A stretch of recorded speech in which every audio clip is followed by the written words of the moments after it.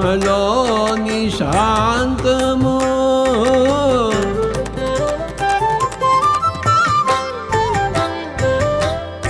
ఆత్మలోని అభయము,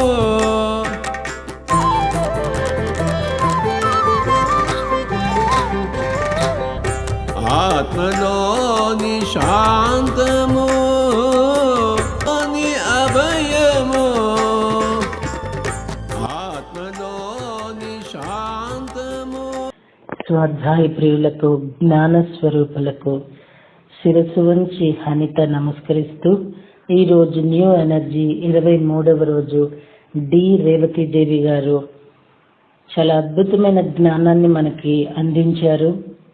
old energy నుండి ఎలా మనం న్యూ ఎనర్జీలోకి రావాలో, న్యూ ఎనర్జీలో మనం ఉండాలి అంటే మనం ఎలా ఉండాలి, న్యూ ఎనర్జీలో మనం ఉండి అసెండ్ అయి ఉంటే మనం ఎలా ఉంటామనేవి చాలా స్పష్టంగా న్యూ ఎనర్జీ అసెన్షన్ పుస్తకాల్లో ఇవ్వబడింది. మాస్టర్స్, మీ దగ్గర పుస్తకాలు ఉంటే మాత్రం తప్పకుండా రిఫర్ చేయండి. వీలైతే ఆడియోస్ వినండి, కానీ ఇవి పాస్ చేయండి. పుస్తకాలు కూడా ఇవి చదవమని చెప్పండి. మహావతరణ పుస్తకం కూడా ఇప్పుడు చదవవలసిన అవసరం ఉంది. ఎందుకంటే మాస్టర్స్, నా ఎక్స్పీరియన్స్లో, నాకు వస్తున్న ఫోన్ కాల్స్, నేను ఇస్తున్న కౌన్సిలింగ్లో, వీళ్ళన్నిట్లో నాకు అర్థమవుతుంది ఏంటంటే, ఇప్పుడున్న పరిస్థితి ఎవరికి అర్థం కావట్లా, గజిబిజి అయిపోతున్నారు. ఏం అర్థం కావడంలా. సో ఇట్లాంటి ఈ పత్రిసర్ మనకి పుస్తకాలు చదవమంటానికి కారణం ఏంటో ఇవి చదువుతుంటే మనకు అర్థమవుతూ ఉంటాయి. లెట్ us రీడ్ బుక్స్ అండి. పుస్తకాలు అవసరమే. ఎందుకంటే నిజంగా ఒక మనిషి, ఒక ఫ్రెండ్ అయినా కావచ్చు, ఒక బంధమైనా కావచ్చు, చెప్పలేమండి. ఫ్రెండ్స్, ఈ రోజుల్లో ఫ్రెండ్స్, నా చిన్నప్పుడులో నేను చిన్న క్లాస్ అయినా నా పెద్ద క్లాస్ వాళ్ళు కూడా నాకు ఫ్రెండ్స్ ఉండేవాళ్ళు. 10 మందిని ఫ్రెండ్స్ అండి. ఎప్పటి వరకు అట్లానే కంటిన్యూ. ఇప్పుడెలా ఉందండి? మా పాప ఒకటే అంటుందమ్మా, ఫ్రెండ్షిప్ కూడా అవసరానికి అని చెప్తుంది. చాలా మంది ఇదే అంటున్నారు. అంటే ఎవరిని నమ్మటానికి లేదు. ఎంత అందమైన మానవులండి అసలు. ఏమిటిదంతా? దీనికోసమే ఇక్కడికి రావాలని కూడా ఒక్కొక్కసారి అనిపిస్తూ ఉంటుంది. కానీ ఒక్క పుస్తకం ఇస్ ద బెస్ట్ ఫ్రెండ్ అండి. అటు ఏ ఒడు దుడుకు లేకుండా న్యూట్రల్గా ఉంచి మనకి అందాల్సింది అందించేది పుస్తకమే. ఇది మన నమ్మకాన్ని బట్టి, మనం రిసీవ్ చేసుకునే దాన్ని బట్టి ఉంటుందండి. బుక్స్ను తీసి పారేయటము అంటే జ్ఞానాన్ని తీసి పారేయటమే. ఓకేనా అండి? ఊహించని అనుభవం అంటూ చెప్తున్నారు. చూద్దామా? టవర్లు కూల్చేసి ప్రాణాలు పోగొట్టుకున్న 3 ఆత్మలుగా కళ్ళు తెరిచారు. వాళ్లకు అల్లా కనబడలేదు, చేతులు చాచి ఎదురు రాలేదు. సరికదా, వాళ్ళు ఊహించని పరిస్థితి ఎదురైంది. చనిపోయే వాళ్ళందరూ ఏ స్వరంగం గుండా సాగుతారు, ఆ స్వరంగంలో ఉన్నారు నిరాశగా. ఇంతలో కూల్చివేతలో చనిపోయిన దాదాపు 6000 ఆత్మలు వీళ్ళ పక్క నుంచి దాటుగా వెళ్ళిపోయాయి. ఆ ఆత్మల ఫీలింగ్స్ అన్ని ఎనర్జీగా వీళ్లకు తగులుతున్నాయి, తెలుస్తున్నాయి. ఆ ఆత్మలతో బ్యాలెన్స్ తప్పిపోయి ఉన్నది. అయోమయంలో ఉన్నారు. కోపం, దుఃఖం కలుగుతున్నాయి వాళ్లకు. తమ పని ఫలితం ఆ 3కి కొంచెం కొంచెంగా అర్థం కాసాగింది. ఆ భయంకరమైన ఎనర్జీ ఆ 3 తట్టుకోవటం కష్టమైంది. అలా 6000 మంది దాటిపోయారు. అమ్మయ్య, అయిపోయిందనుకుంటూ ఉండగా ఆ 6000 మంది తాలూకు కుటుంబాలు, స్నేహితులు చేస్తున్న ప్రార్థనలోని దుఃఖము, బాధ, కన్నీళ్లు ఎనర్జీగా 3కి తగలటం మొదలుపెట్టాయి. మన ఉసురు తగలటం లాంటిదన్నమాట ఇది. తాము చేసిన పని ఎలాంటిదో పూర్తిగా అర్థమై కుంగిపోయారు. మాస్టర్స్, ఇక్కడ చిన్న విషయం మనం పంచుకోక తప్పదండి. యాక్చువల్లీ చనిపోయినాకే వాళ్ళు ఇంత ఆత్మరూపంగా ఎదుర్కొంటున్నారంటే, ఈ భూమి మీద బ్రతికున్నప్పుడు, శరీరంతో మనం ఉన్నప్పుడు మనం చేసే చేష్టలకి ఇంకా మనమెంత ఎదుర్కోవాల్సి వస్తూ ఉంటామో. సో వాక్క్షేత్రం చాలా జాగ్రత్తగా ఉండాలి. ఎదుటివాడికి చెడు చేసి కొంతలో మనకి మంచి జరిగిపోయింది, ఏదో మనం సాధించేసామనుకుంటాము. లేదు మాస్టర్స్, అది వేటాడుతూనే ఉంటుంది. ఏదో ఒక రూపంగా వేటాడుతూనే ఉంటుంది. అవసరమా అండి? హాయిగా మన జీవితాన్ని మనం సరిదిద్దుకొని, మనల్ని మనం సరిదిద్దుకుంటూ మనం ఆనందంగా ఉండటానికి ట్రై చేస్తే చాలండి. ఎదుటి వాడిని బాగు చేయాల్సిన అంత గొప్ప స్థాయి ఇంకొక ఎవరికీ లేదు. ఎవరిది వాళ్ళు సరిచేసుకునే స్థాయి లేక కొట్టుకులాడుతూ ఉంటే ఎదుటి వాళ్ళని ఏదో ఉద్ధరించేసేస్తున్నాం అనుకోవటం కూడా చాలా తప్పండి.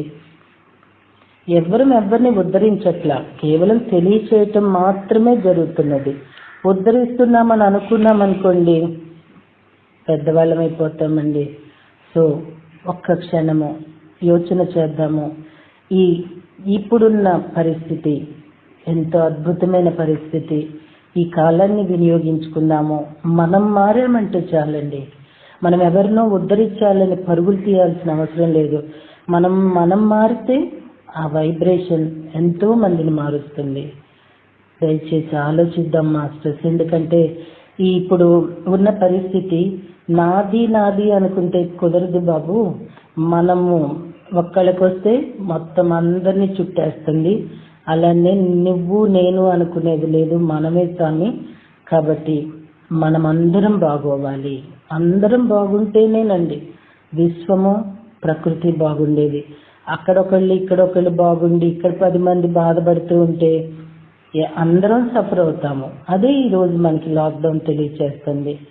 ఇంకా మనం అర్థం చేసుకోలేకుండా పరుగు తీసామంటే ప్రకృతి మరొక విధంగా మనకి పాఠం నేర్పించాల్సి వస్తుంది. ఆ పాఠంకి మనం గురి కాకూడదు కదండి.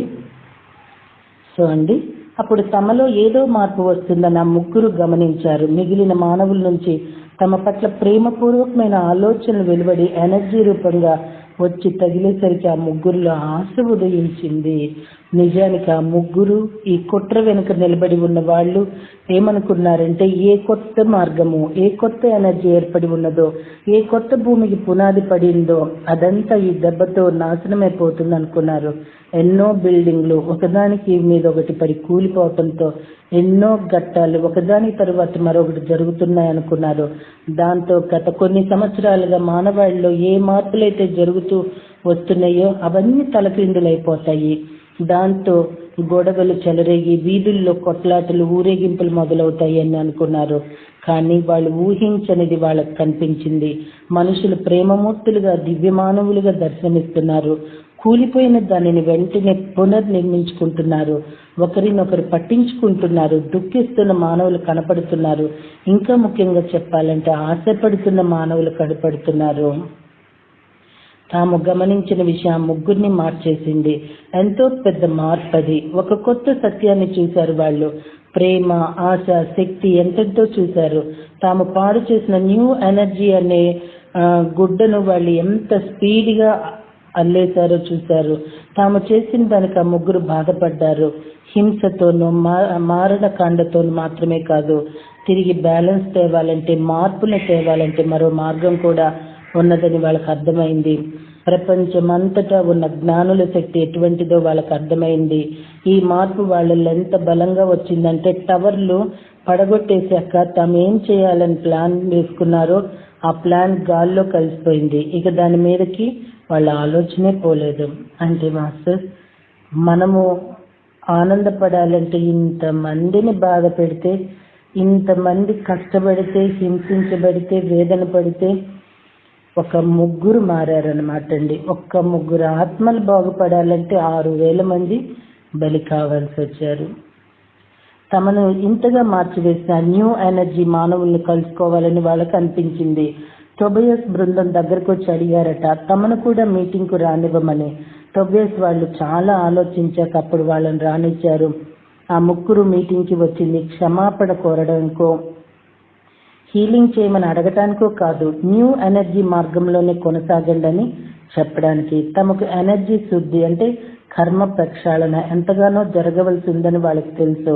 అందుకు చాలా కష్టపడాలని కూడా వాళ్ళకి తెలుసు. వాళ్ళని చూసి మనం జాలిపడనక్కర్లేదు, కోప్పడనక్కర్లేదు. టోబియాస్ ఆ ముగ్గురిని మీటింగ్కు రానివ్వడంలో ఉద్దేశం ఏంటంటే, మనం చేస్తున్న పని ప్రభావం ఎలా ఉన్నదో మనం అర్థం చేసుకోవాల్సిన అవసరం ఉన్నది. మనం చేయవలసింది ఇంకా ఎంతో ఉన్నది. బయట మతాల్లో కానీ గ్రంథాల్లో కానీ జవాబులు వెతకవద్దు, అంతర్ముఖులు కండి. అక్కడ మన లోపలే మనకు సమాధానాలు లభిస్తాయి. మనం అన్నీ తెలుసుకునే అనుభవాన్ని పెంచుకుంటుంటే ఒకనాటికి జ్ఞానార్థులైన మన దగ్గరికి వస్తారు కొందరు. అలా వచ్చిన వాళ్ళకు కావలసిన జ్ఞానాన్ని అందివ్వటంతో మన పని మొదలవుతుంది. మరో 20, 30, 40 ఏళ్లకు వీళ్ళు మన దగ్గరకు వస్తారు.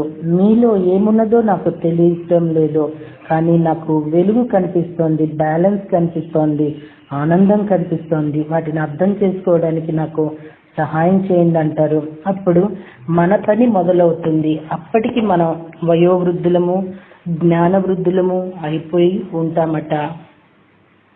సో మాస్టర్స్, వృద్ధులైపోయే వరకు కాకుండా ఇప్పుడే మేల్కొని మనలో మార్చుకొని పరివర్తన చెందితే మనకి తరువాత ఈ మరణం తరువాత ఒక జీవితం ఉన్నదనే ఒక సత్యము నిరంతరం ఎరుకలో ఉంటే తప్ప మనం మారుతామేమో కదండి. Thank you very much masters. రేపటి జ్ఞానం కంటిన్యూలో కలుద్దాము.